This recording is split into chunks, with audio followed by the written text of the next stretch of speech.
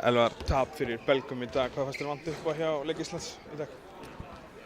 Það vantaði nokkur play í lokin, hefði mátt bara fara okkar megin. Þeir settu stór skot í lokin og í samanskapi brendu við að stóru skotum. Þannig að mér fannst við gefa allt í þetta og byrjuðum mjög vel.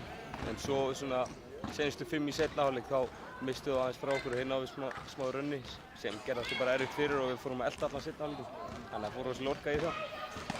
Þið endum með 66 stig og þar af 22 í fyrsta leikulda. Hvað var það sem var svona erfitt við að brjóta niður vörn Belgan? Það er erfitt að segja. Kannski ég held að það var bara aðalega stoppinu. Við fórum að hætta að stoppa svona reglulega því okkar styrkleiki liggur í því að stoppa og geta hlaupið í bakið á þeim. Því þá koma auðvelda körfur fyrir okkur. Þeir eru rosalega góðir á hálfum velli í vörn. Sérstaklega þetta lið og þannig að það fannst mér vanta svolítið. Kannski ódýrar afsakanir en það er kannski bara dýrt að vera án leikmanna eins og Hauks og Martins í svona leiki. Klárlega og þar kemur líka við sem stigaskorið. Þeir eru búin að vera undanfarin áður okkar svona bestu skorirar, þannig að vanta þá hefði aðeins þurft að stíga aðeins upp og þannig að við náðum svona ekki alveg að finna taktin í því. Kemur inn á bekknum og átt mjög fína innkomu, sáttu við þína framstöðu?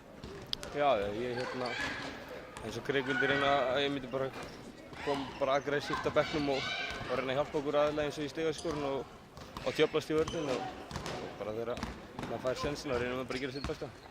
Næsta gluggi í Njarðvík og við þurfum 2 sigra þar. Hvað þurfum við að hugsa þangað til? Fyrir næsta glugga? Fyrir næsta glugga, það er bara halda áfram að vinna það sem við vinna. Við erum búin að koma upp með svona þennan baráttuanda sem við verið undanfarin ár og við höfum misst svolítið niður. Þannig að við bara byggjum á því og við fáum Martin og Hauk inn í næsta leik og við ætlum okkur bara sigur í næsta glugga í báðum leikjum til að eiga smá séns. Reyndur eitthvað á franskuna á móti Belgunum? Nei, það var ekki neins með ég og Kristóf fórum bara í langa helgaferð til Frakklands og við komum aftur. Það er svolítið erfitt að læra á franskuna í langri helgaferð.